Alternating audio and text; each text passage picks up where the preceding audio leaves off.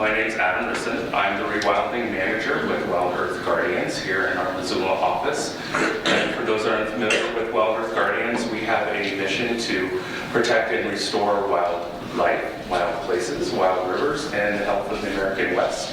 We're headquartered in Santa Fe, New Mexico. We have offices in Portland, in Tucson, Seattle, and staff throughout the Western United States. So I appreciate everyone attending today. I want to thank the University of Montana Environmental Law Group for co-hosting tonight's event and providing this amazing space for us to use. And I also want to recognize that tonight's presentation is being recorded and live streamed by Missoula Community Access Television as part of the Media Assistance Grant donated to WildEarth Guardians by MCAT, and we are deeply appreciative for their support and services tonight. So I have the pleasure of introducing Chris Bachman, Yaak Valley Forest Council's Conservation Director. And Yaak Valley Forest Council advocates for the preservation and restoration of holistic native ecosystems, emphasizing conservation efforts that support wildlife, protect old and mature forests, and ensure healthy waters on public lands, especially in wild, roadless areas. Chris will provide a short presentation about why the Yaak Valley is such an amazing and special place, and sadly some of the threats that it currently faces. And it is also a great honor to introduce our main speaker, Dr. Dominick DellaSala, who is the Senior Conservation Science Associate at Conservation Biology Institute and former president of the Society for Conservation Biology in the North American section. Dr. DellaSala is an internationally renowned author of over 300 peer-reviewed papers and 9 award-winning books on forest, climate change, endangered species, and speaking truth to power. We are very pleased to be welcoming Dominick this evening. And tonight's presentation will delve into some of the ecological values of the Northern Rockies ecoregion, the need to protect those values in the face of climate change and new logging mandates that have been handed down by the Trump administration and Congress. So specifically, what are those mandates? And in response to Trump's March executive order, actually called immediate expansion of American timber production, the Secretary of Agriculture issued a memo declaring that more than 112 million acres are under a so-called emergency. And what that does, it allows the Forest Service to curtail administrative challenges and limit environmental review. So that is one of the threats that we are currently facing. Another is under the Republican Budget Reconciliation Bill package. It goes by another name I won't mention. Congress mandated an alarming increase in timber production, directing the Forest Service to sell no less than 250 million board feet more timber than what it sold in the previous year, starting in fiscal year 2026. And that would continue through 2034. So every consecutive year, it's 250 million board feet more than the previous year. And just today, the Senate Agriculture Committee approved a misnamed bill called Fix Our Forests Act that would limit judicial review to just 120 days after a decision is signed. And that would be for certain timber projects. And it creates another, what's called a categorical exclusion authority for those same projects up to 10,000 acres. And what a categorical exclusion does is it excludes it from environmental review and analysis. And it requires the categorical exclusions under the current NEPA rules, that's the National Environmental Policy Act, do not have to be notified to the public. So there's no what we call public scoping of those under new NEPA rules.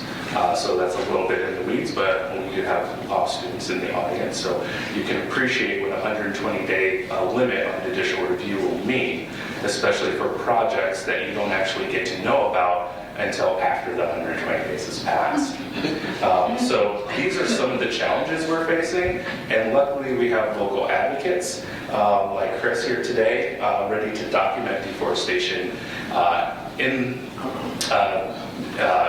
the areas that, like the Yaak Valley. I also want to recognize other conservation groups in the room today.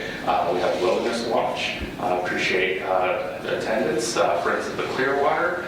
And we also have the Flathead Low Bid Resistant Task Force. So if any of the students here want to connect with the local groups, feel free to reach out to me and I'll make some introductions. With that, I just want to welcome again everybody here, and Colin and Chris will come up and we'll get the show going. Thank you, everybody.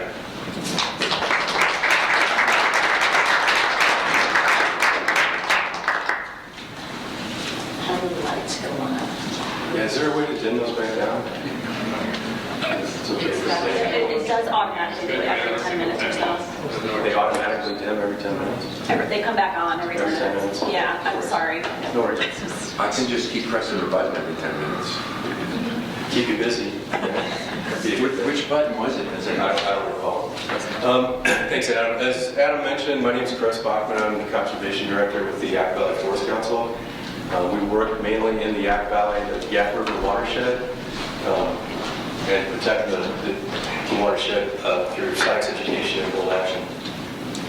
Tonight I'm going to give a little bit of an intro as to why we as an organization commissioned Dr. DellaSala to do the ECA. If I can get this to advance right. Perfect. So if you don't know, where the heck is the Yaak? It's in far northwest Montana, and pushing the wrong button here.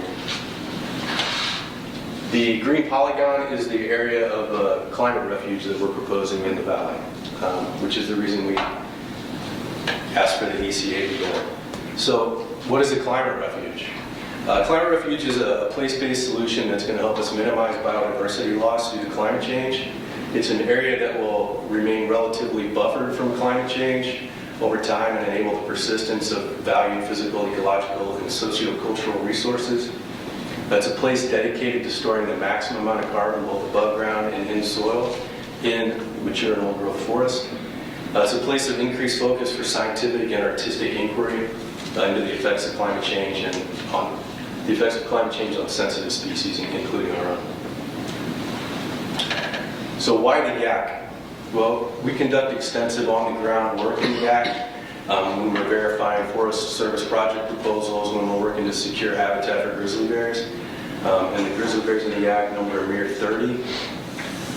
In doing so, we've noted a resilient landscape, microrefugia that are demonstrating a resistance to climate change. The Yaak is home to more than a quarter of Montana's species of concern, including, as I mentioned, one of the 5 subpopulations of grizzly bears in the state. The Yaak is remote from human populations.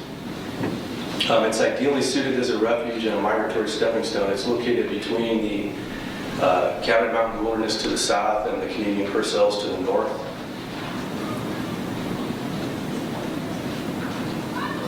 And my notes aren't in against here. Additionally, the Yaak Valley's waters remain free of invasive species. This diagram shows it's what we're looking at when we're in the Yaak. We've got really diverse topography. We've got high mountain peaks. We've got alpine meadows. We've got wide valley bottoms and microrefugia, microclimates all over the place. We have high winter snowpack in the Yaak, which will persist, as Dr. DellaSala will discuss, into the future. That will also help recharge the Yaak aquifers and streams. You can think of climate change as like an ecological slow lane. It's an area where species will be able to adapt as the climate is changing. They'll have a little bit more time to adapt. These are areas that have low climate change exposure, stable local conditions that will persist over time, despite, as you'll see in the presentation that Dr. DellaSala will give, as the area itself is reacting or having an increased response to climate change, the Yaak itself will remain somewhat of a lifeboat for species. The high topographic complexity that we saw on the previous slide gives us a lot of potential for harboring these microrefugia and microclimates. It's a lot of diverse terrain, as I mentioned, with the high elevation peaks and alpine meadows and the wide valleys.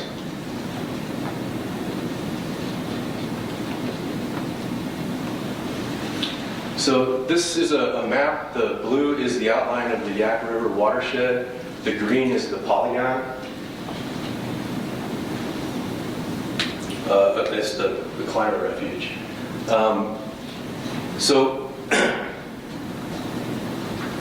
we're looking at protecting this area, as I mentioned, as a climate refuge. And the first step in doing so is making sure that we're stopping logging projects in the area. And as you can see through this overlay, Forest Service is proposing pretty big projects in the area of the climate refuge. The Buckhorn project in the middle was completed in 2014.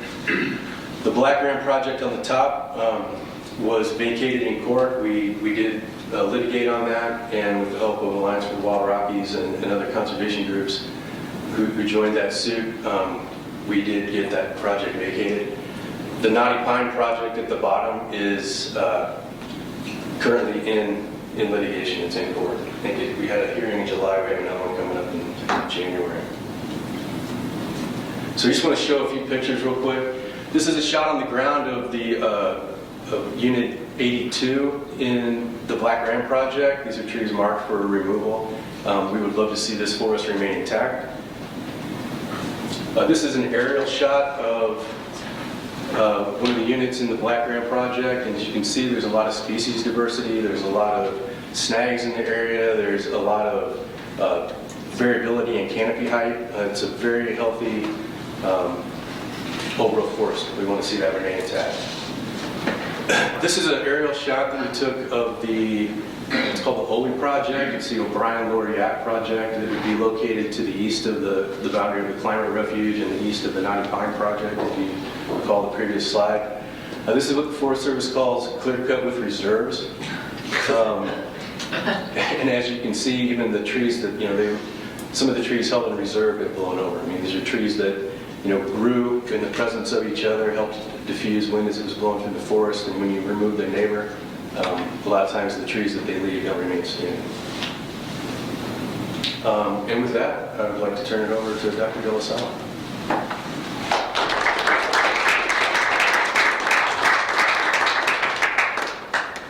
Chris, show you the light.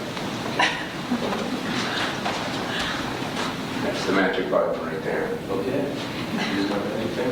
It's a magic button over there. Okay, where's the microphone again? There was a remote on there. Oh, okay. Hey, I'm Italian from New York, so I don't need a microphone. Welcome, everybody, and I'm so glad to be here. I guess part 2 of my tour through the Rockies. I was in Bozeman last month giving a similar talk, helping the local groups there deal with some of the same issues. But I've had an incredible career of about 45 years going to some of the most biodiverse places on the planet and designing robust conservation strategies using science-based conservation biology principles. And I am really grateful that the Yaak Valley Forest Council commissioned this study, and WildEarth Guardians brought me in for this talk, and Friends of the Clearwater took me out in the field yesterday to see what was going on in the Bitterroot. I think there's going to be a radio spot on this either tomorrow or soon, and a newspaper spot on it. Adam, remind me what newspaper's covering this again. Well, hopefully we'll see an article in the Valley Republic and Missoula Current. On our field trip. And also want to give credit to Friends of the Bitterroot as well. Yes. For taking us out. Yeah, thank you for that. And we also are drafting an op-ed that will hopefully be published sometime soon on that experience in relation to what we're calling an ecoregion conservation assessment for the Northern Rockies, which is why I'm here today. The key question is, with so much pressure exerted on these ecoregions, no matter where I go, it's really the same issues over and over again.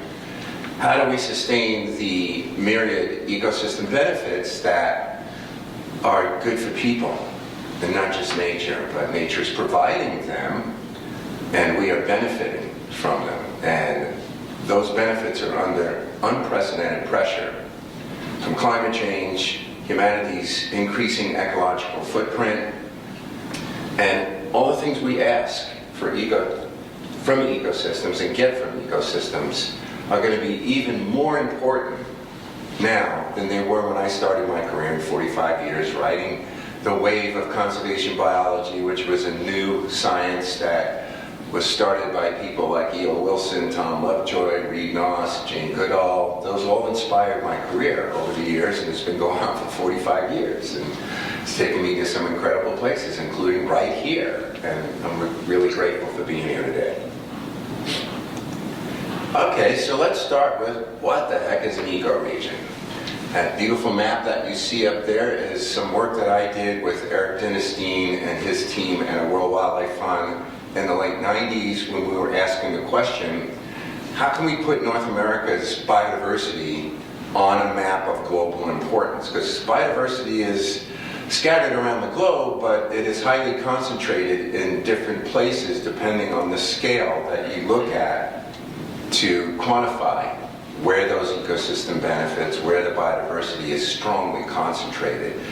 And groups like Conservation International were doing their hotspots analysis, which are really localized and mostly show up in the tropics, but we wanted to look at ecoregions and look at all of the biomes of the world within which ecoregions are encapsulated, such as in the boreal, where the most densely concentrated biodiverse areas in the boreal biome. And in the tropics and in the temperate system, whether it's grasslands, forests, whatever it is, we wanted to know. And that's what you see up there with that map, which started this whole thing in the late 90s on ecoregions. They're large landscapes that have similar characteristics. They're similar geology, vegetation assemblages at broad scales, and similar climatic processes operating on them. And those are that's the kind of unit of analysis. And what we discovered from this analysis, again, this was led by Dinestein. I was down there somewhere in the co-authorships.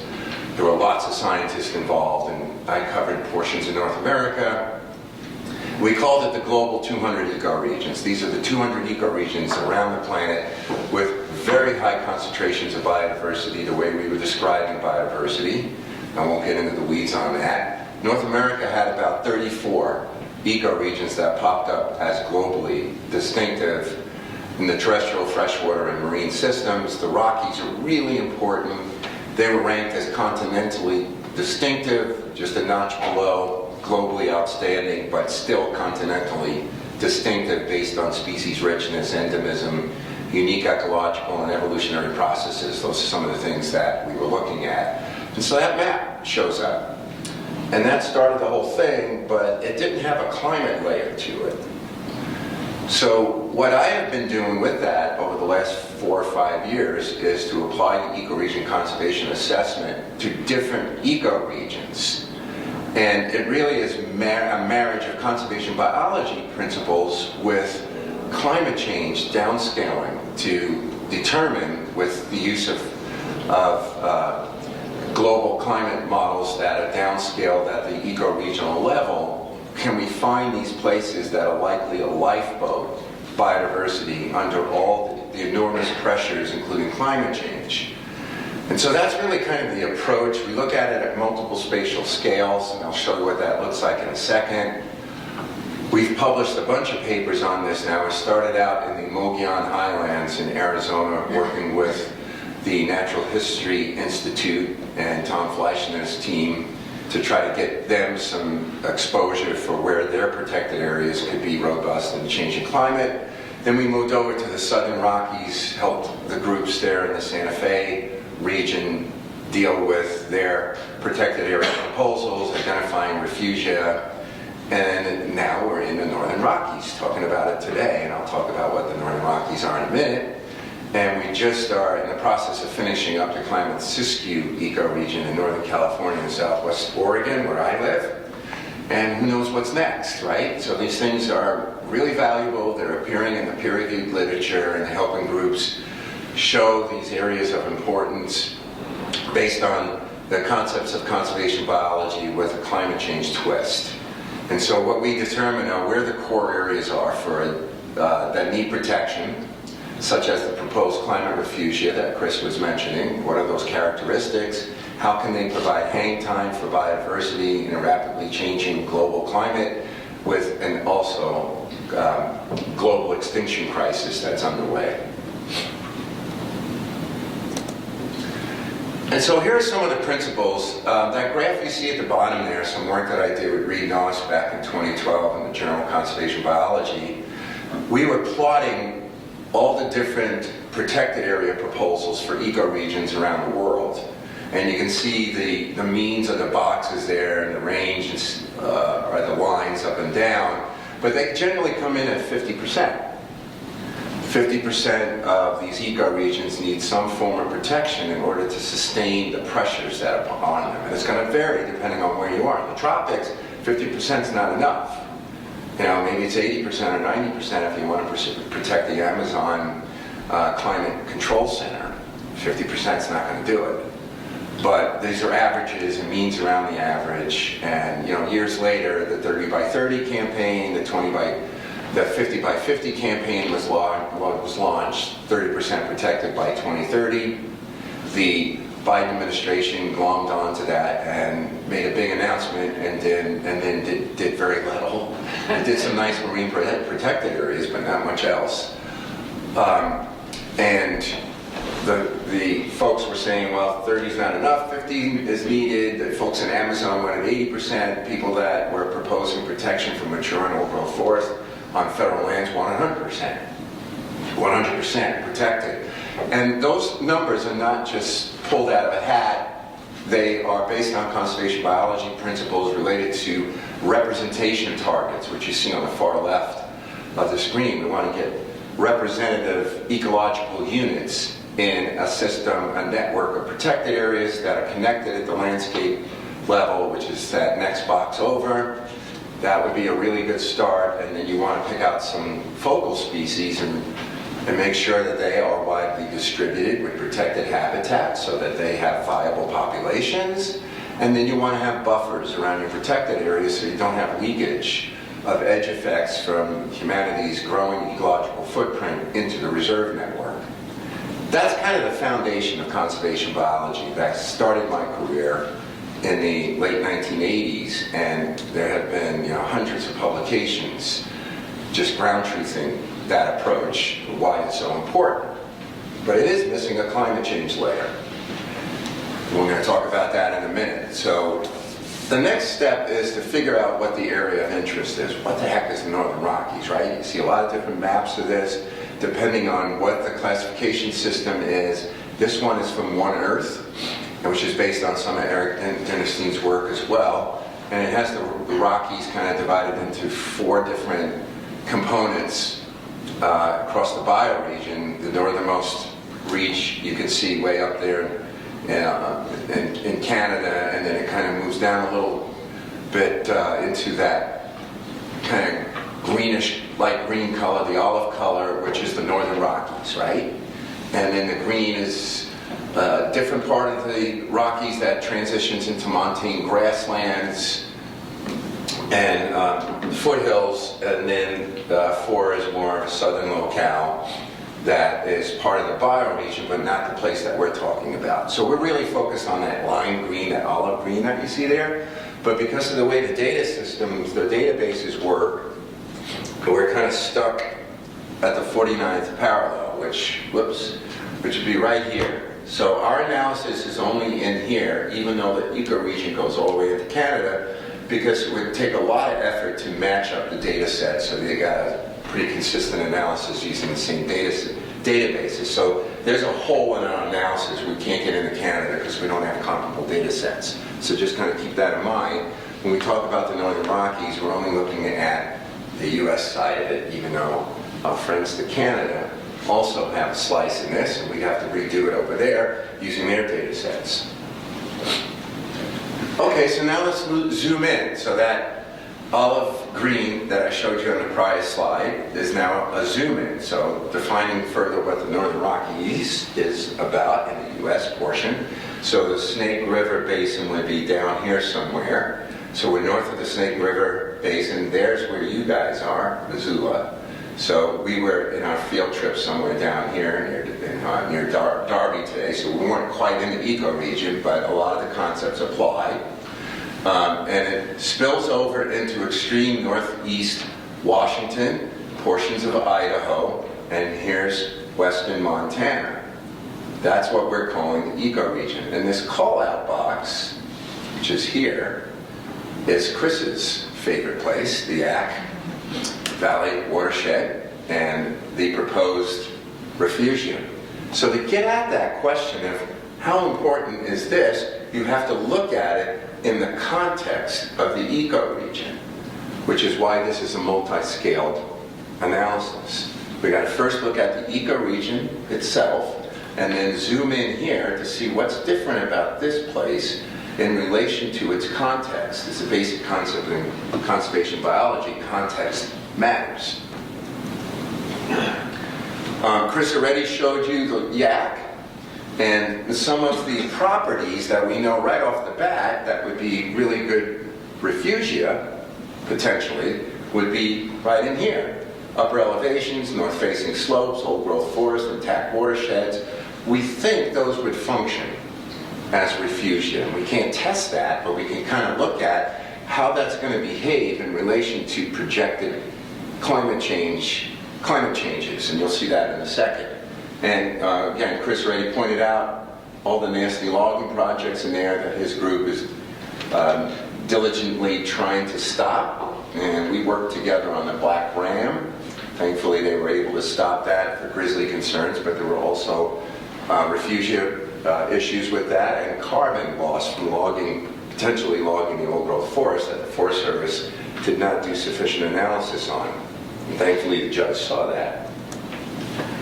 So there are a lot of different visions that are out there for this region and its surroundings. I did a paper with Bill Ripple on rewilding the West that came out a few years ago, and you can see large portions of the West would need to be connected depending on what you're looking at. A lot of different ways to look at it. I won't get into it.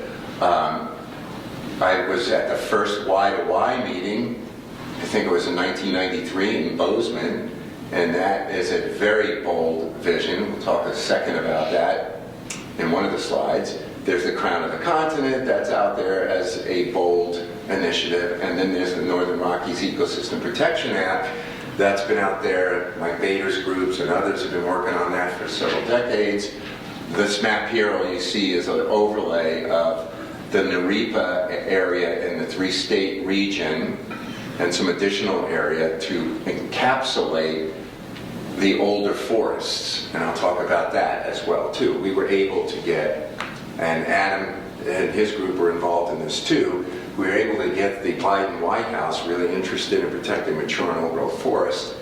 In the first year of the administration, we were all excited that the president himself picked it up, and they completely fumbled the ball on the goal line. They gave us a crappy plan, and then they pulled it back because the Trumpsters were on their way in. But at least we got a monitoring program, and that's what you see here. We actually published the first data set using LiDAR and other factors on where the mature and old-growth forests were in the continental United States and in the Tongass. And for the Rockies, we did an overlay of how well does Narepa protect or would protect the old forest that we were mapping at the time. So all of these are really great visions that need to be implemented if we're going to be able to survive the climate crisis. The other aspect of what's in the way of implementing an ecoregion conservation approach is the politics. We can do all the great science, publish all these wonderful papers, and then it gets stopped in its tracks. And a lot of it has to do with competition for everything you see up here. Adam already spoke about the Trump executive orders for logging. We have the so-called FOFA, Fix Our Forest Act, which is really a broken act that is making its way over to the Senate now. That would roll back protections. We've got the Trump administration proposed rescission of the roadless rule. I was actually at the Clinton White House ceremony when that was signed in January of 2001. It was quite an accomplishment. It wasn't perfect. It was a foundation and not a ceiling. And now it's being rolled back by the Trumpsters, and hopefully we can stop that in the courts. But you've got all of these factors that are operating on it, and especially operating on the remaining roadless areas. And these areas are really what's hanging on and lifeboating the biodiversity in the region. And we started working on this right before the roadless rule, and as a result, there's a whole coalition now of international groups that are dedicated to this road-free initiative. They have some really cool videos. They had some politicians in Europe that glommed onto it, and they were making some progress with it. We made progress with it as well with the Clinton roadless rule, and so everything was feeling hunky-dory. We made some progress with it, but now we're heading more in this direction, which is what happens when you punch a road into a system. You start to unwind the fabric of the ecosystem benefits that we are deriving from these roadless areas that are holding on to the ecosystem and its biodiversity. So let's take a look at how well or how poorly are we doing. So I kind of alluded to some of this. There are a bunch of wilderness study area proposals that need to advance to wilderness protection. You've got the Yellowstone to Yukon initiative that's making some progress. We have NARIPA that's been out there for a while. And then you've got the countervailing factors. You've got some of the wilderness study areas being carved up for different proposals to try to find a compromise that's happening in places in Montana. You have the IRAs, the inventory roadless areas, being rescinded by the Trump, which will impact Yellowstone to Yukon on the US side. You have, again, the IRAs being rescinded, and that would impact, and NARIPA, which is why that needs to pass at some point, or some legislation needs to pass to protect those roadless areas, with some additions to roadless area protections that are missing in the conservation rule. I don't have time to get into that, but we need to improve on that through legislation. But here's where the meat and potatoes is in the assessment. Here's what we found. So if you look at the Northern Rockies, which is this big chunk of area that I showed you on that slide, about 2% is in protected areas. That's not nearly enough to sustain biodiversity. 16% are in the inventory roadless areas. If you add those two up, you're at 18%. You're still not at 30 by 30 or 50 by 50, but at least you're not at 2%. But now we've got the roadless areas going in the reverse direction. So we're still stuck at 2%. Then the region itself has 32% of its forests that are considered mature old growth, MOG, together. Only 2.4% are protected. And of that, 26% are in the inventory roadless areas that are now vulnerable to rollbacks. So this is taking us in the wrong direction, because it's going to impact all of this. You zoom in on the Yaak, which is that little subunit, because now we switch scales from the ecoregion to the Yaak. It's even worse there. And most of the Yaak is Forest Service lands, about 96% of it, which is great because you can have the opportunity to really do some conservation. You don't have many private lands there. And yet only 1% have been protected, in spite of all the good work that Chris's group has been doing there. They have 28% of the area in IRAs. So if we were able to bump this up and add it to that, we'd be closer to 30 by 30 as a floor and not a ceiling. You've got about similar numbers of the percentage of forest in MOG, but look at how little of the MOG has been protected in this region. And 28% of that are in the inventory roadless area. So add those up and you're getting closer to 30% if we had stronger protections for IRAs. This is where we need to go. 100% of the MOGs need to be protected, the wilderness study areas, the IRAs, the large remaining intact blocks, all need protection if we're going to sustain the values. But we're headed in the wrong direction. And not only that, but there are rollbacks to the NEPA and the ESA regulations under Trump. So this is definitely heading in the wrong direction, unfortunately. Now let's take a look at the climate issue. I work at a global scale, and I've been involved with a lot of the IPC assessment work over the years, the Intergovernmental Panel on Climate Change, as a reviewer. And it's just, the climate impacts are speeding up because we're heading in the wrong direction. Parts per million of carbon dioxide in the atmosphere are at unprecedented levels in terms of human evolution and are increasing and not decreasing. And the US is pulling out of Paris, the Paris Climate Accord. So all of that's bad news. But when you take the IPCC global climate change models and using different downscaling approaches, you can actually apply those projections at the ecoregion level and at the level of the Yaak. And that's what all of this is behind me. So what you see here are different projections depending on whether we are under an intermediate emission scenario or a very high emission scenario. We're about somewhere in between here right now. So we're trying to bookend the projections. And if we go from historic, this is really kind of the average and the range of temperature for summer mean temperature in the region over that period. And if you want to convert to Fahrenheit, get your calculators out, but for now we're using centigrade. If we want to project forward, you see a 1.9 or almost 2 degrees centigrade increase over this time period. It's a bit more under the very high emission scenario. You go further out, it gets even hotter, so multiply roughly by 2 to get to Fahrenheit. That's the increase in mean summer temperatures. It's even higher under the very high emission scenario, and at the end of the century, things really start to heat up. These are the same thing in showing the heat maps over the two scenarios, over the entire ecoregion, and that little spot in there, that polygon in there is the Yaak.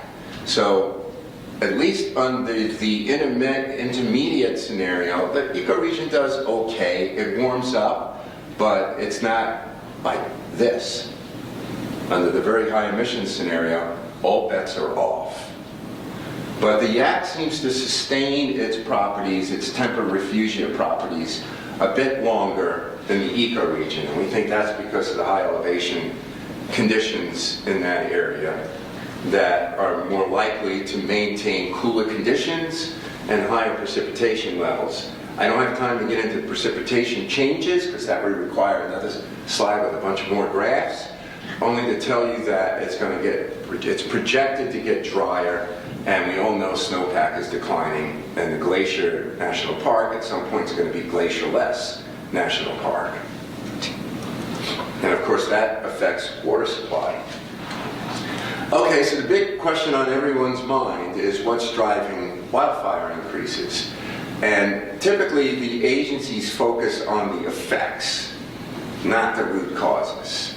And if you focus on the effects, you're going to come up with the wrong management strategies. So to focus on the root causes, this is really cool, and we're still publishing these findings. Whenever you see similar trends in vastly different biogeographical regions, that's really cool in nature. Got to get that out there, get published. I work with scientists in Australia, David Lindenmeyer's team, in Canada, Western and Eastern Canada. We've been working with groups or scientists there as well, and in Europe. And I need to talk to Kara later about getting the Chileans involved. But what we're finding is what's driving these big fires is this. Temperature increase, early spring snow melt, drought, and high winds gives you fast fires. This is consistent in Canada, in the US, and in Southeast Australia. That is a really important finding because those are root causes.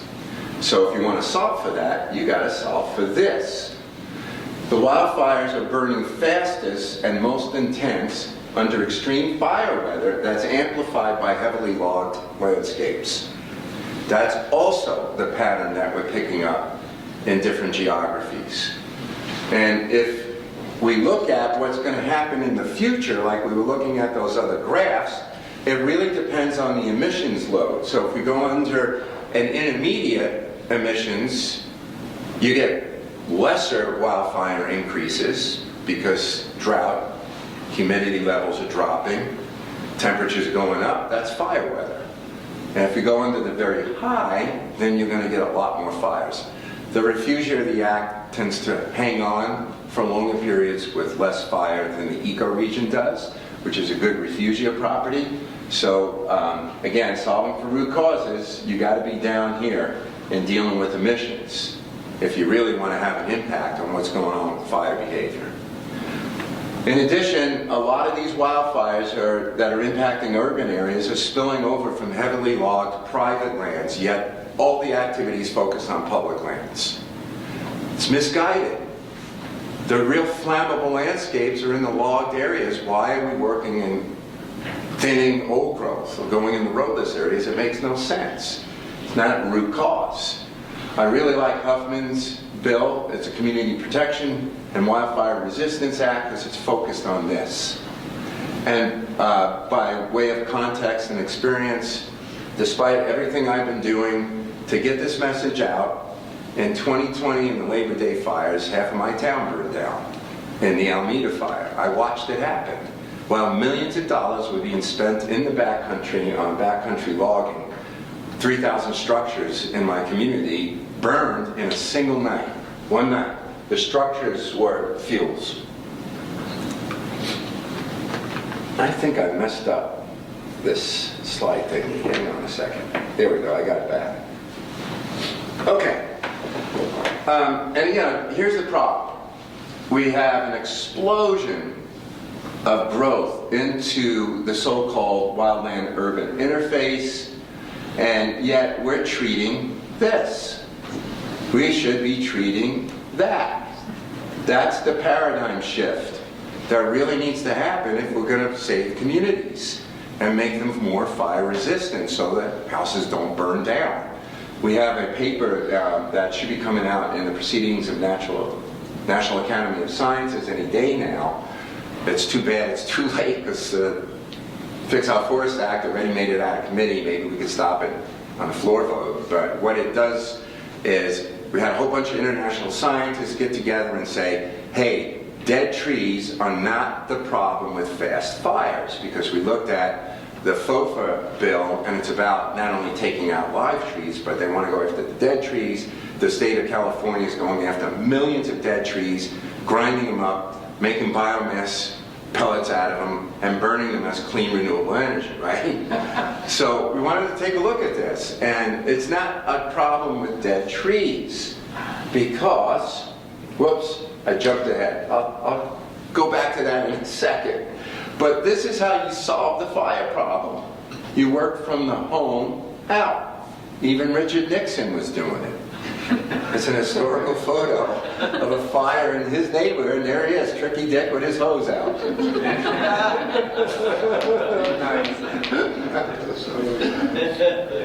Oh, the pun in that. Sorry about that. And so, we actually took a look at this. I don't have time to get into the graph, but it's in our paper that came out last year. We looked at all the Forest Service treatments, and you see down here chipping, prescribed fire, thinning, the total treatment footprint in relation to distance to the nearest structure. Because we want to protect structures being close, right? Take a look at this. Up to 3/4 of hundreds of agency fuel reduction projects more than 1 kilometer away from any structure. We found this in the Northern Rockies, the Southern Rockies, in the Mogollon Highlands. I forgot to put that up there, and we're taking a look at it right now in the Klamath Siskiyou. So redirect the treatments. Get in close. That's where they should be aimed. We don't have a wildland fire problem per se. We have a location problem. Houses built in the wrong places, ex-urban sprawl without zoning, and unprepared communities, like what happened in my town. And then the only thing we can actually control to limit fire behavior at scale in extreme fire weather is close the damn roads. 1.5 million human-caused wildfires over a 2-decade period. And these dots that you see in here are the percent of human ignitions, the darker colors, the warmer colors being higher percentages, and they're associated with access. So one thing we can control, you have to close some of the roads when you have a fire emergency, and you got to start obliterating roads, because that's the source of unwanted ignitions. You can't control lightning bolts, but you can control or at least manage human ignitions. But this almost never shows up in Forest Service so-called fuel treatments. They want to keep the roads open. I want to say one other thing. I'm so glad Dick Hutto is here. Is Dick still here? Yeah. Hey, Dick. I want to put a plug in for your wonderful book, wherever you are. Okay. I learned so much from Dick Hutto about how birds are using these complex early cereal forests. And Dick's got a new book out, Beautiful Bird Forest. Is that it, Dick? Yeah. Here you go. Did you bring any copies? No. Damn! I wanted to get a signed copy. Anyway, I've learned so much with working with Dick because he's taught me that, he and my 8-year-old daughter taught me this, that after I was done working on my Temperate Rainforest of the World book, I thought I knew what a forest was. And then a beautiful spring day, I took a hike up to this one area where we lived in Ashland, to this old-growth forest. Right after the snow melt, birds were chirping, and then we sat in this big open area that had recently had a major high-severity fire. And that's where all the bird diversity was. I mean, we heard some in the old-growth forest, but in that stag forest, the whole place was alive. There were butterflies, there were dragonflies, there were all kinds of pollinators, songbirds, woodpeckers, because of the biological legacies, the snags that were there. And it just stopped me in my tracks because my 8-year-old daughter saw it, and I figured out, I don't know what a forest is. Because I thought it was the old growth, and yet, look at what I'm missing here. So we wrote 2 books about this, and Dick is one of the co-authors in several of the chapters in there. The most recent one is this, Nature's Phoenix, that you see up there, inspired a lot by Dick's bird work. But it really showed that these complex early cereal forests are unrecognized for their biodiversity, and they're normally put into salvage operations.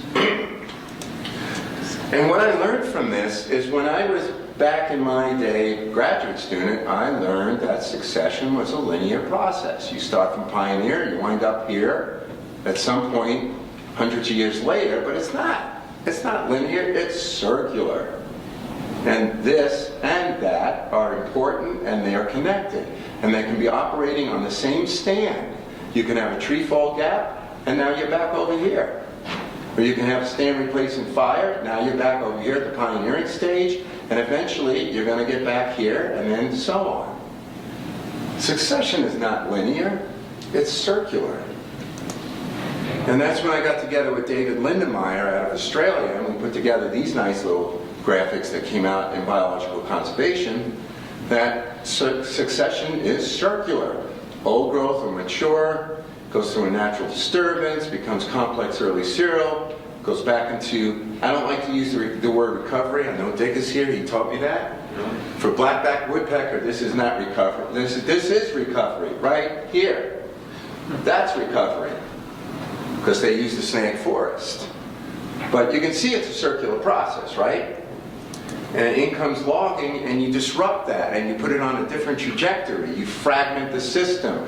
You have post-fire thinning, salvage logging, road building. You're breaking that cycle and sending it onto a different trajectory, and you're degrading the system. This is not restoration. You're breaking the circularity of succession. And so we worked on this in another paper. Brendan Rogers led it first on ecological integrity, and then I jumped in and put together this composite. And this is really important because you're going to see in the examples that follow, we can use this to determine if something is restorative or if it's degrading on this side.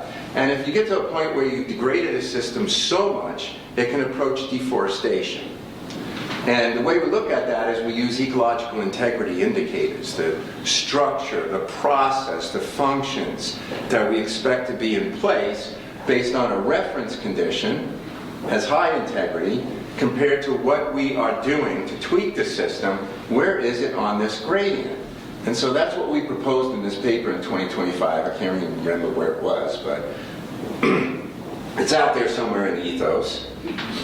And we put together, and I can only show portions of this huge table, principles, criteria, indicators, verifiers. You go out in the field with this checklist, and again, this is only one page of, I think, 3 pages of indicators. Take that out in the field, and you look at the project in comparison to a reference condition. Here's your reference condition with high integrity, and here are departures from that based on the area of interest where you have management. Based on how you score in these factors, you can do this kind of spiderweb diagram and see how far away your areas are being impacted by active management are from the reference side. Almost never done, right? The agency always says, oh, we're doing restoration based on historical conditions, but they don't have a reference. And you can't say it's restoration without a reference. And here's how we can apply it. And I'm hoping that someone will pick this up and actually start testing it. But this is what we saw in the field yesterday, and I kind of put this together with the help of Adam and Chris. But we went out, took a look at this area that was logged previously, the West Side Project. We were somewhere in here, going along this road system, looking at where they had done thinning. This is before the fire that came through. Here's your reference conditions, some examples, an old-growth forest, a complex early cereal forest. This is what we saw. And they were calling that restoration, resilience, management for resilience. I would argue this is approaching deforestation. You've got so much damage to the soils from intense burning. Even the stumps were charred, which showed that they had actually done the thinning, killed a bunch of trees, and then the fire came in and killed the rest of them. So you got to look at that additive mortality. And there were a lot of weeds growing in these cooked soil horizons. And, you know, to me, that's a type conversion that is you're going to have a hard time getting a forest back on that site with a changing climate. It's approaching deforestation. And this is something we can do by using this kind of composite approach. And so you get this kind of stuff with, you know, this is really not restoration. You can see it's a wheat-infested system. It's an open savanna that was a mixed conifer forest and has gone through degradation, not restoration, from the active management treatment. We see a lot of this, that we're doing fuels treatment, management for resilience, disturbance restoration, forest health, climate smart, and those trees that you see marked with the sizes on them, 42 inches, I can't remember what this one is, it's comparable size, were being taken out. These are fire resistant to protect this one pine. Makes no sense. And they were calling that resilience, right? So you're removing these big fire resistant trees to protect this one pine and calling that resilience. No, it's degradation. I was in front of a congressional committee, I think it was by Bruce Westerman, when he was way back doing this forest health crap that is now the FOFA thing. And I got grilled about protected areas of the problem with these big fires. And after I came out of that, I got a hold of a couple of scientists and said, let's test that as a hypothesis.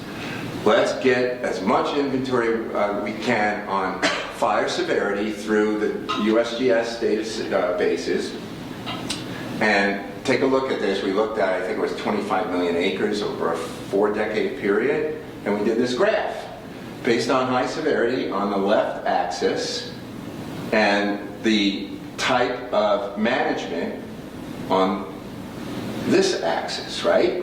So here are the wilderness areas, national parks, burning in lower severity. Here are the logged areas, burning in high severity. It was the opposite of what they were saying during the congressional hearing. And we sent it back to them, and they kind of probably put it in the trash can. They didn't even recycle it, I bet. And then you get this, and we saw this on our field trip today too. They need to go into old growth to log it to save it. Because it's all going to burn up anyhow, so we got to get in there and have naturally fire-resistant areas or actively managed fire-resistant areas by taking out big trees so we don't get a canopy scorch. When in fact those big trees are already fire-resistant. They drop their lower branches, they've thickened up their bark, they have local microclimatic factors that are important in slowing fire spread and reducing fire intensity, and we're seeing that bared out in these studies. These are federal scientists, Forest Service scientists, publishing lower intensities burning in old growth forest and spotted owl habitat, yet the agency wants to thin in the old forest refuge. It makes no sense. Found the same pattern in Quebec and Ontario. This is in press right now. Brendan Mackey from Australia, one of my other colleagues, is leading that effort, and that's going to be out hopefully soon. And others have found the logged areas burn hot and fast because they're windy, they're dried out, and they have dense regrowth and dense planting of young seedlings that eventually become kindling for fire. We hear this a lot in the Rockies. These beetle stands are going to burn up. We've got to get in there and take them out, put them out of their misery, and log them and lower the fire risk. But every single study, meta-analysis, has shown that once the needles fall off of these dead trees, which is 1 to 3 years, depending on site factors and species, there's nothing in the canopy to burn. So if you get a fire in there, it's going to go along the ground. It's not going to go into the canopy. And yet, if you log them, you're going to bring all of that fine fuel down on the ground. Branches, twigs, that's fire spread, and that's what kills firefighters. It's how fast they move. And Diana Six, who's from this university, and her seminal work found that the surviving trees hold many of the genetic adaptations that can resist the next outbreak. And yet, they're not just logging dead trees, they're taking out live trees too, and you're removing the genetic material that can get you through the next infestation. So it's opposite of what you think is intuitive is really not, because there's so many surprises in nature if you just think like nature and you put away your biases and actually look at what the system is trying to tell us. I get this question a lot. Does thinning work? Well, what is your definition of work, right? It depends on what your objective is. If your objective is to lower fire intensity, on the very restrictive criteria, you can actually lower fire intensity. If you have low to moderate fire weather, you leave the canopy intact, you vary the spacing of your treatments, you avoid clear-cutting the understory, you use prescribed burning, that pile burning, and you don't overburn, you get rid of the flammable weeds and the vectors of flammability, you close and obliterate roads. Maybe you could lower fire intensity, and there have been meta-analyses that have showed this to be the case. But climate is increasingly overriding fuels, and logging amplifies climate impacts by putting more emissions into the atmosphere and causing collateral ecosystem damages. That was a paper that we have in review right now with David Lindemeyer. Then you've got this thing that you're actually working with a needle in a haystack. So you could do thousands of these, but if you're lucky enough to catch a lightning bolt, and Kara was here as co-author of the Schoenagel et al. Study in 2017 that showed all the thousands of Forest Service treatments that were being done, only about 1% were actually encountering a forest fire. And so if you want to improve the odds, you scale up, and that means you're causing more damage to these ecosystems in terms of increased tree mortality on top of the fire event, plus emissions, plus collateral damages, plus the road system. You're actually making it worse. There's a really high cost. And that's what this paper is that's currently in review. Now, it might seem like I am anti-active management, and I'm not. It just depends on what you mean by work. Does it work? And active management can be beneficial if it has a restoration objective and it follows the core principles of restoration, which are reference area. Are you working on ecological integrity? You can do a lot of great things working with nature instead of against nature. You can treat the root causes instead of the effects. Remove the stresses, deal with your emissions, get the cows out of the streams, close and obliterate the roads, deal with the weeds, the ORV issues, which are all factors of fire ignition. And prioritize your treatment in the areas that are most flammable. And again, the road system, the culverts need to be upgraded to handle increased winter floods and more rain on snow, which is one of the climate projections. You know, reintroduce some imperiled species, including the architects of riparian structure and slow water flow, beavers. Burning, if you're not overdoing it, especially cultural burning, is active management for ecosystem benefits, and work with fire for ecosystem benefits under safe conditions. We can talk about it in the Q&A. There's a whole bunch of things you can do and rewild these landscapes. That's all active management. It involves removing some of the stressors, and it involves putting some of the pieces back together by rewilding. Okay, so I posed a question in the beginning of this presentation a while ago, and I think this is the solution. We know what's causing climate change. It's us. It's unequivocal. I don't care what, some congressperson says that we don't have enough information. We do. We don't have everything figured out, but we know where the cause. The solution, I mean, it's simple that we did it. It's serious, and it's getting a lot more serious. And I don't have time to go into what that looks like. And it's solvable, whether you're in the Rockies or somewhere else. It needs to be done globally. It needs to be done locally. And that means focus on the root causes and not just the effects. Get off of fossil fuels. And at the same time, we're dealing with big, beautiful coal. Now we're heading in the wrong direction. Large interconnected protected areas, refugia, like what we saw in the Yaak. There are probably other places like this in the Northern Rockies. If we could do this analysis again in different watersheds, I'm sure we would find other places with those presumed properties. Focus on your places that are already intact, because look at what we're getting from all these places. You've got the focal species that need help. You've got the benefits that are coming off of mature and old-growth forest. And shift the fire issue to focusing on the areas that need the most help, which are the industrial log landscapes, the roads, and people's homes. A shift happens, right? But yet we're dealing with these. And it wasn't just Trump. We had a lousy MOG policy from the Biden administration. I mentioned early on the buffer is really important, and this is a classic Landsat from Yellowstone and the Targhee National Forest. Anything coming out of Yellowstone is in trouble because of this edge effect, because of the impact of grizzly bears getting shot coming out of the park and edge effects trickling into the park system. It's just not a good situation. So feathering this buffer by reducing impacts in here and making protected areas big enough to sustain humanity's growing ecological footprint is a must. Now, I get really depressed about this at times, which is why I also play music. And so I kind of have to ask myself, what gives me hope? And after working on this for 45 years and seeing us going increasingly in the wrong direction, because it's become such a polarized situation, and it shouldn't be. We should all be for nature. But this is what gives me hope, is when I see this kind of stuff, people turning out. And Adam maybe borrowed this, but this is your backyard. Middle Kings Rally, right there.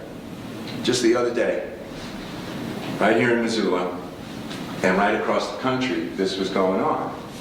That gives me hope. And this gives me hope. You just gotta love that little kid over there. He must have really good parents. It's impressive. Yeah. That gives me hope. So much that I put together this book a few years ago because I kept hearing, well, you're a scientist, you shouldn't be advocating, you should just do the science, otherwise you got a credibility problem.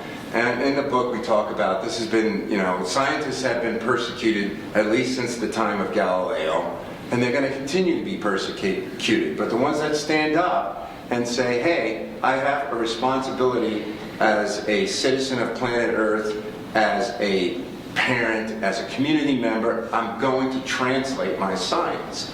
It's like if you went to the doctor and you had your blood work and you say, oh, I got this disease, you find out, and the doctor says, well, I can't really treat you because then I'd have to be your advocate.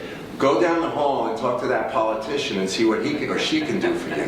What? Yeah, that's not what you would want, right? You find a new doctor. So why is it any different for any scientist that's practicing, looking at these global trends, looking at these regional trends, and saying, I'm not going to say anything because I have a credibility problem. Read this book. That'll get you how to deal with that if you're interested. I will point out that I was at the 1992 Real Earth Summit and spoke there. Was that 3 decades plus ago? There were 1,000 of us that issued the warning to humanity at that time, that we were headed for catastrophe.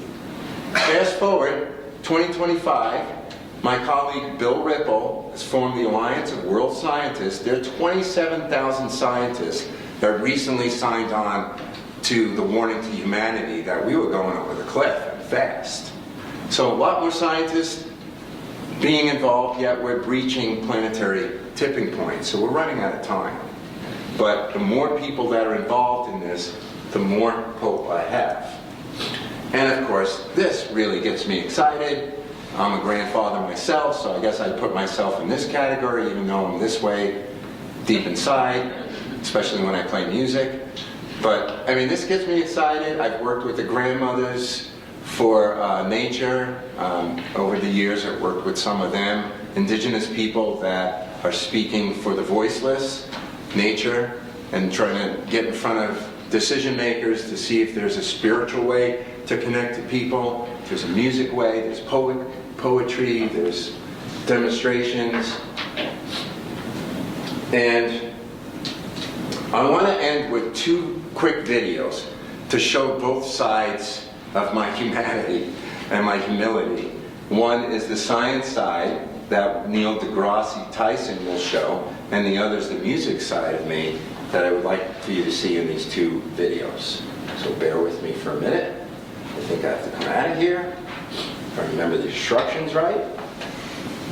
Okay, Neil is one of my heroes because both of us loved Carl Sagan. And we're inspired. Love now. Yeah. Ah, good, thank you. Which one do you want first? The top one. It's always good to have an IT person in the room. Thank you. Yeah. How did America rise up from a backwoods country to be one of the greatest nations the world has ever known?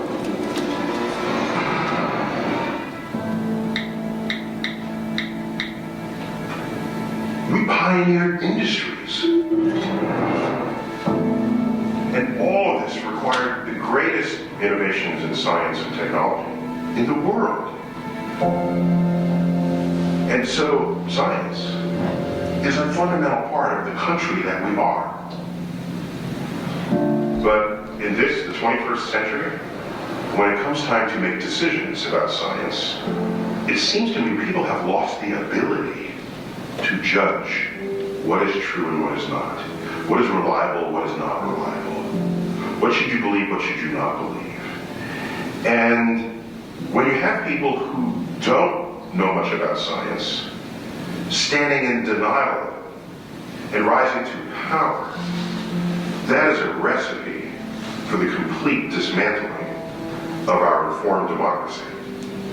Let us demand that educators around America teach evolution not as fact, but as theory. Increasing number of parents showing skepticism about vaccinations. Voters have approved a ban on GMOs. Called climate change unproven science.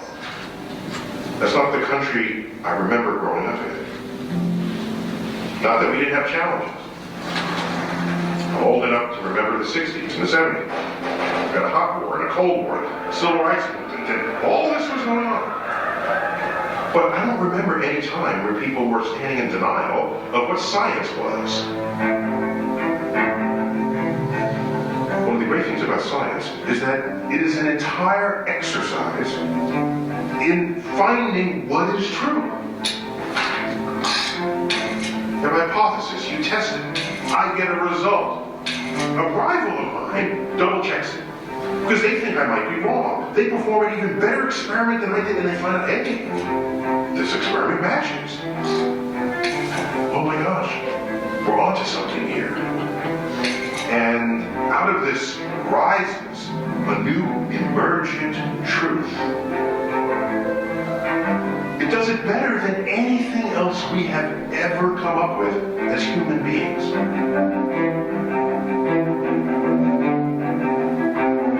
This is science. It's not something to toy with. It's not something to say, I choose not to believe equals MC squared. You don't have that option. When you have an established scientific emergent truth, it is true whether or not you believe in it. And the sooner you understand that, the faster we can get on with the political conversations about how to solve the problems that face us.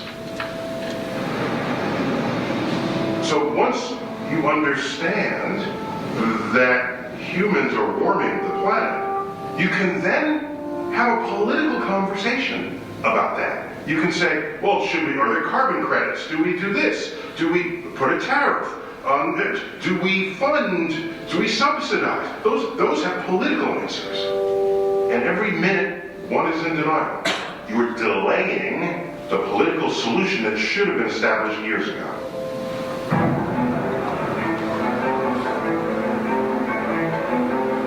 As a voter, as a citizen, scientific issues will come before you. And isn't it worth it to say, all right, let me at least become scientifically literate so that I can think about these issues and act intelligently upon them. Recognize what science is and allow it to be what it can and should be in the service of civilization. It's in our hands.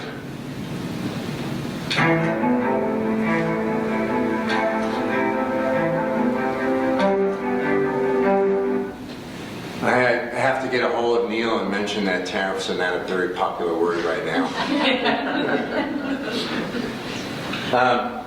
And, you know, he also had Jane Goodall up there on that side of that. One of my heroes, who passed away last week. I need to get over to that other one. Would you help me with that too? All right, so I mentioned that I have this other side to me. I'm a musician in my spare time, which is becoming increasingly my spare time, and I love the Blue Minute. So I want you to see this funny but serious video on climate change that they did. Welcome to Movement number 22, raising awareness of a worthy cause.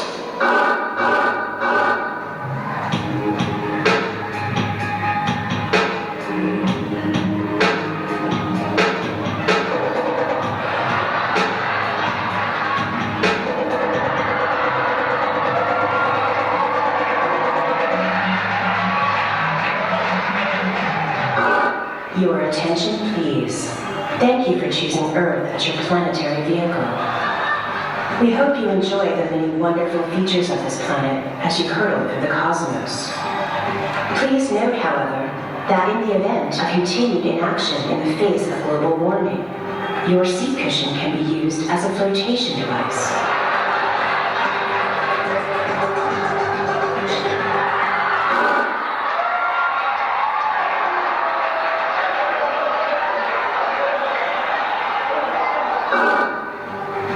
Also, please take a moment to locate this planet's emergency exits. As you can see, there aren't any.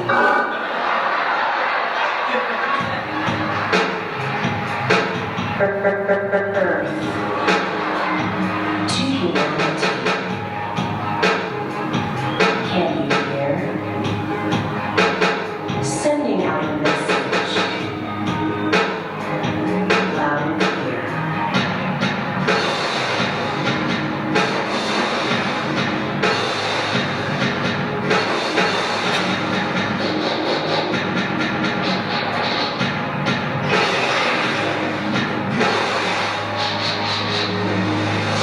have you here.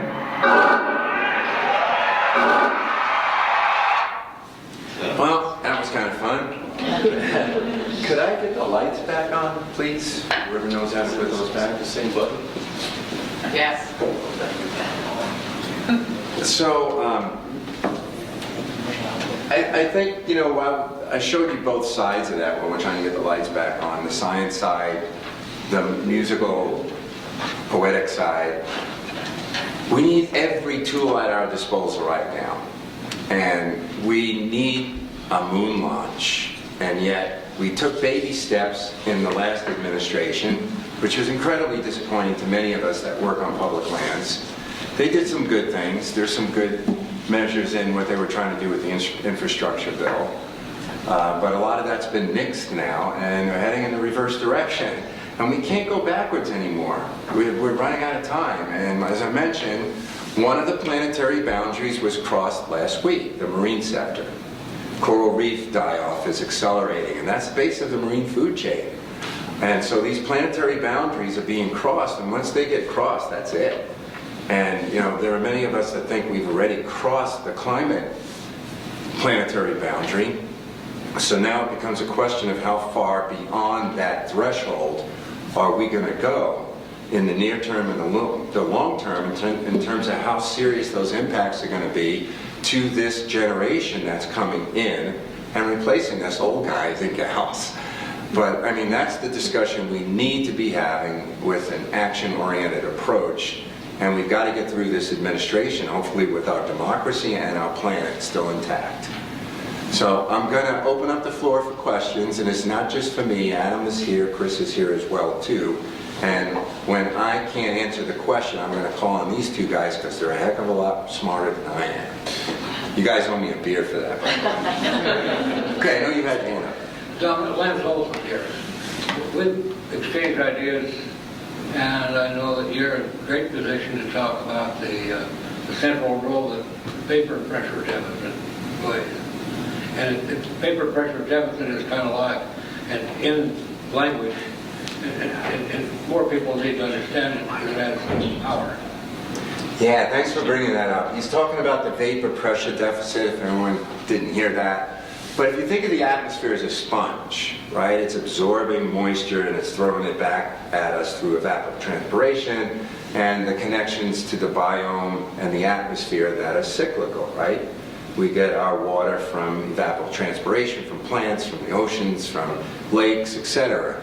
And that gives it back to us in rain or snow, whatever, humidity. And when you dry out the sponge, that's the vapor pressure deficit. So as temperature goes up in places on the planet, you're going to continue to dry out that sponge. You're going to cause more vapor pressure deficit problems, which translate into droughts. When you combine that with heat domes, you throw in some high winds, and then you lose a town like I did.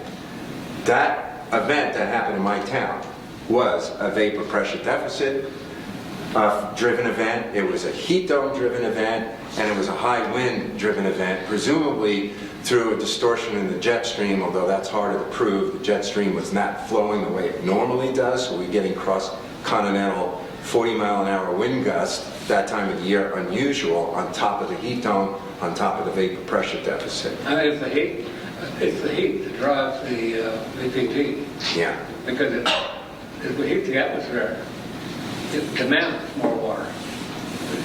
They have, other than VPT, the other language is evaporative demand. It's not this thirsty atmosphere, just doesn't have a depth, it has a temperature in what it wants. That's where the deficit comes in. Evaporative demand is how it solves that deficit. Yeah, that's it. And I think that's the root cause, right? So here we are on the ground with a chainsaw thinking we're going to solve that problem. And because we're focused on the effect, not the root cause. So the more we treat the atmosphere as a dumping ground for greenhouse gas emissions, the more it cycles back on this whole climate biome response factor, giving us these fast fires. And we think we can stop that by just scaling up thinning, and it's not going to work. You might have some victories in some places on the ground if you do everything right and you're operating in low to moderate fire weather you can reduce fire intensity. There have been studies showing that. But it's not going to work if you're not treating the root causes, because that window of low to moderate fire weather is closing rapidly. Because now what we're seeing is extreme fire weather, driven by the climate signal. Kara, I could not ignore you. I'll get you next.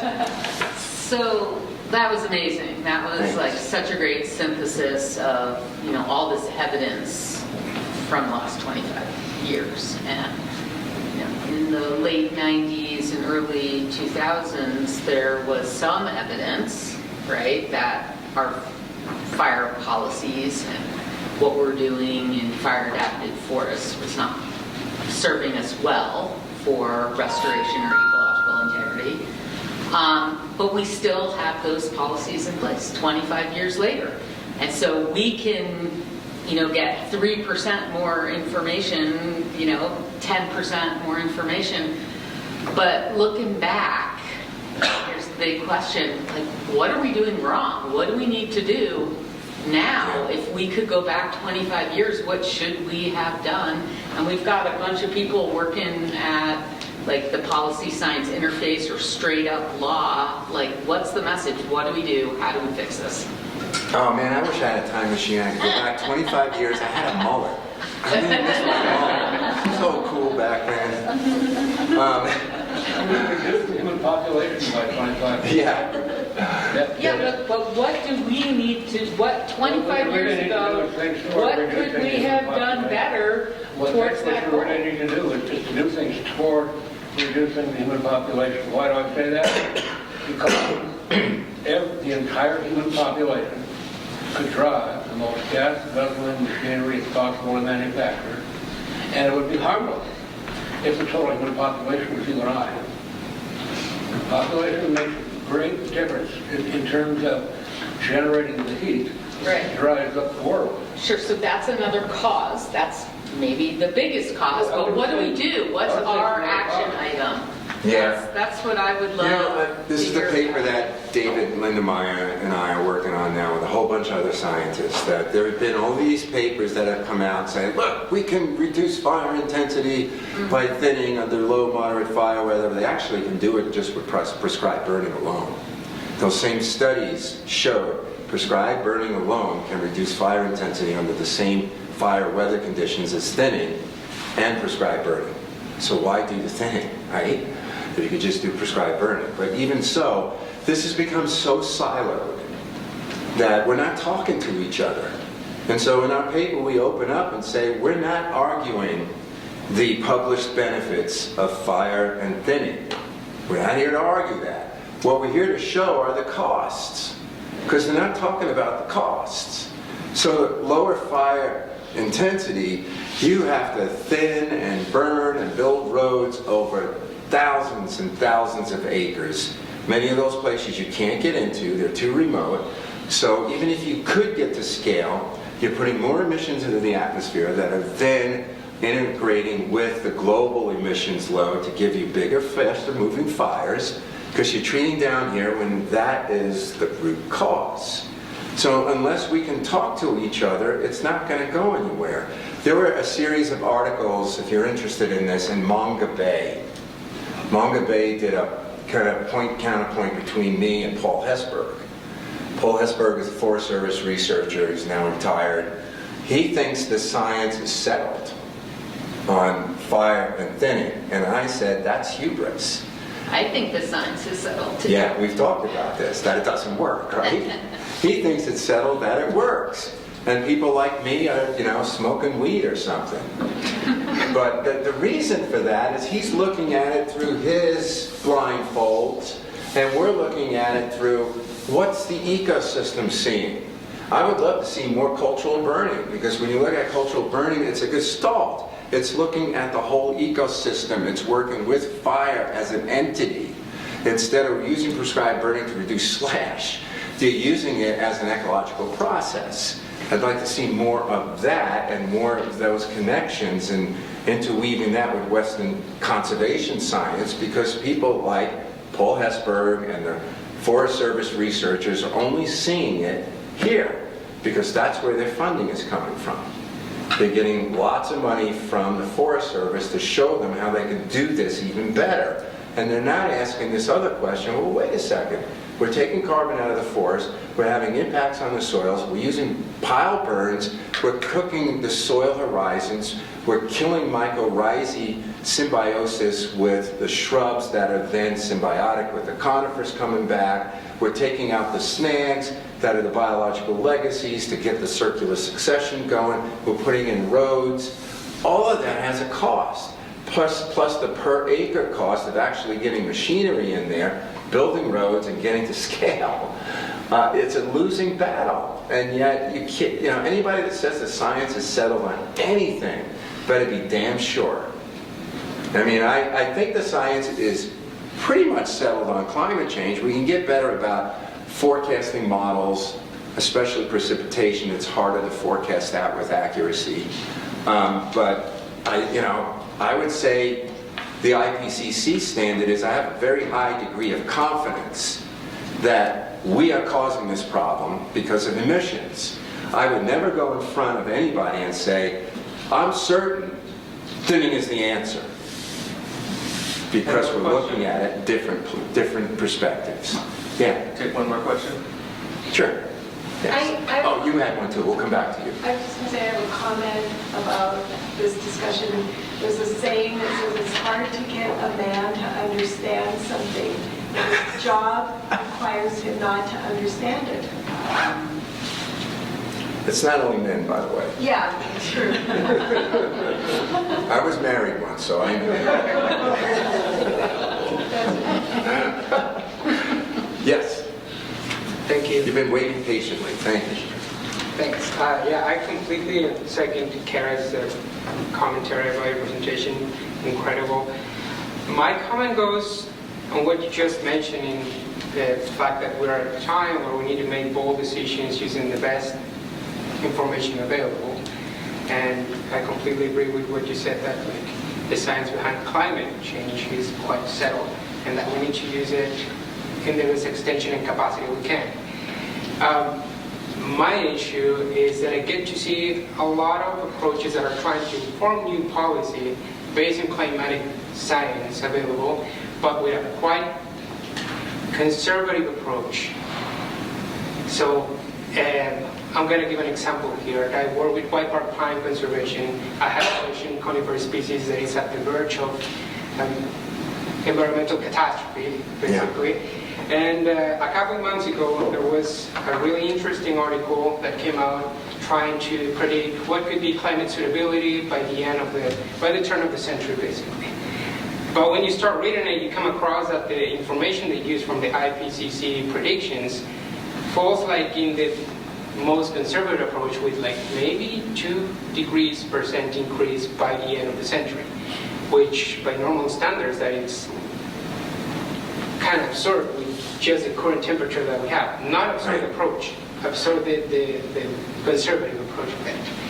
And so my issue with that is like, we have the best information possible there, and we're still at the point of like, do we send the message that we need to send, or do we hold ourselves on the impact of the message just because we don't want to be called as catastrophizing scientists or whatnot? And that goes completely against the bold moves that we need to be taking now. Yeah. So what type of message do you think, like people like me that are just starting on science, should follow? Like, do we get afraid of the peer review, as you show in the picture? Or do we take the bold move at the expense of whatever that brings academically? That's a tough one. It is a tough one, and it's up to the individual. Depends on where your heart is, because we can't solve all these problems with our head. We've got to solve them with our heart too. And I think what you're suggesting is you've got the climate models. You can use an ensemble approach. You could bookend it and say best case, worst case, and present it that way as here's a range of options. Or you could just say, look, we are headed in this direction. There's no longer any time for conservative modeling. We're underestimating by all accounts, how fast this system is recalibrating itself to the detriment of everything we care about. Go that direction and go through the peer review process and fight it. It's not perfect. I've gotten papers rejected plenty of times and gone back. If it was a poor review, I'll go in front of the editor and say, here's my counter to this, and present you facts. So you have to decide as an individual, how far are you willing to take risk? Read my book, by the way. Because I'm encouraging scientists to go out on the limb because the clock is running. You know, not much sand in that hourglass, and we're going to have to take some risks. We really care about this planet. If we care about democracy, you know, take some risks and know that you're not alone. There are other scientists that are there doing the same thing. You know, all these climate change scientists are really taking risks right now. Some of them are chaining themselves up to fences at their coal-fired power plants. James Hansen, point in case. I've worked with him over the years, and he's very outspoken, and he was one of the first to say that the Atlantic Oceanic current is shutting down, and it will shut down this decade. And every other scientist said, you're crazy, but it seems like that's the direction we're going. He put it out there, and he pulled the rest of the scientific field in his direction, saying, yeah, we got to start sounding that alarm now. We can't take the conservative model anymore because we're underestimating this. So I throw it back at you and see how much you're willing to take a risk, and you know what's in your heart. And you're just starting out, I presume, so the risk's going to be higher for you. But for other people like me, I'm at the end of my career. I don't mind being bold, but don't wait that long. You know, my advice to you is to do it out of love and use your brain and your heart to get to where you want to go. I'm going to throw it back to Adam and Chris if they want to say anything like good night and thank you for being here. But thank you for having me.